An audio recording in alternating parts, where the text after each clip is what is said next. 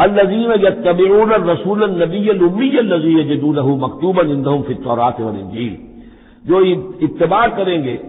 ہمارے امی نبی کی، جس کا کو رسول بنا کر بھیجا جائے گا، رسول نبی امی کا اتباع کریں گے، جسے وہ پائیں گے الذی یجدونہ، جسے پائیں گے لکھا ہوا مکتوبا عندہم، ان کے پاس، اپنے پاس، فی التوراۃ والانجیل، کہ وہ ان کے پاس اس کی پیشن گوئیاں، اس کے حالات، اس کی علامات تورات اور انجیل دونوں میں ہوں گی۔ تو جو لوگ ان کا اتباع کریں گے، نبی امی محمد الرسول اللہ صلی اللہ علیہ وسلم امیین میں سے اٹھائے گئے، اور آپ واقعتاً اس قوم میں سے تھے جس کے پاس کوئی کتاب نہیں تھی، کوئی شریعت نہیں تھی،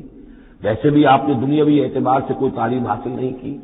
دنیاوی معیار کے اعتبار سے لکھنا پڑھنا آپ نہیں جانتے تھے، تو امی تھے۔ تو رسول نبی الامی، جو پیروی کریں گے میرے اس رسول کی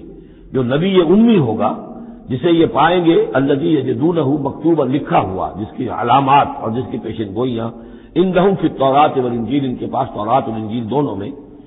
یامرہم بالمعروف، وہ انہیں نیکی کے حکم دے گا، وینہاہم عن المنکر، اور تمام بدیوں سے روکے گا، ویحل لہم الطیبات، اور ان کے لیے تمام حلال چیزیں، پاک چیزیں حلال کر دے گا۔ یعنی جو ہم پڑھ چکے ہیں، کچھ چیزیں تھیں کہ جو بنی اسرائیل پر ان کی شرارتوں کی وجہ سے بھی حرام کر دی گئی تھی، یہ تمام بندشیں اٹھا دے گا، تمام پاکیزہ چیزوں کو ان کے لیے حلال کرے گا۔ وَيُحَرِّمُ عَلَيْهِمُ الْخَبَائِثَ، اور جتنی خبیث ناپاک چیزیں ہیں انہیں حرام قرار دے گا۔ وَيَضَعُ عَنْهُمْ إِصْرَهُمْ وَالْأَغْلَالَ الَّتِي كَانَتْ عَلَيْهِمْ، اور ان سے اتار دے گا، دور کر دے گا، انہیں نجات دے گا ان کے بوجھوں سے اور ان کی ان توقوں سے کہ جو ان کے اوپر پڑے ہوئے ہوں گے۔ یعنی مختلف رسوم اور رواج، ان کے توق جو لوگ باندھ لیتے ہیں اپنے گلوں کے اندر، چاؤ چاؤ میں کچھ لوگ دولت والے جو ہیں وہ نئی نئی رسمیں ایجاد کرتے ہیں، نئے نئے تہوار ایجاد کرتے ہیں، نئی نئی جو ہے اور تقریبات کا چرچا ہو جاتا ہے۔ غریبوں کے لیے تو ان کو پورا کرنا پڑتا ہے، شادی بیاہ کی یہ تقریبات ہیں۔ اب جن کے پاس حرام کی دولت کے انبار جمع ہیں، ان کے لیے تو اپنی دولت مندی کے اظہار کا موقع ہے، کیسے پتہ چلے گا ہم دولت مند ہیں۔ اسی طریقے سے جیسے کہ ہندوؤں کے ہاں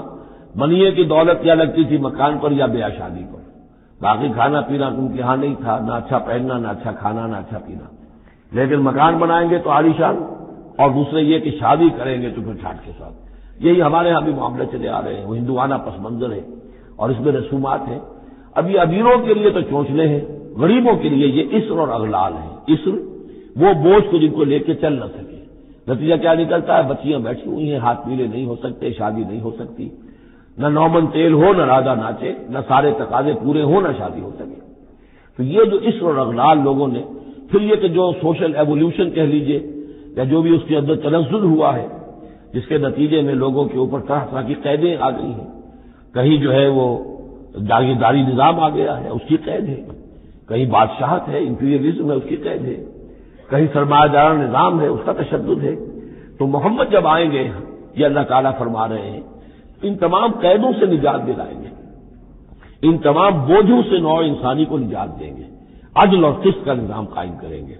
تو وہ چاہے رسومات کی شکل میں ہو،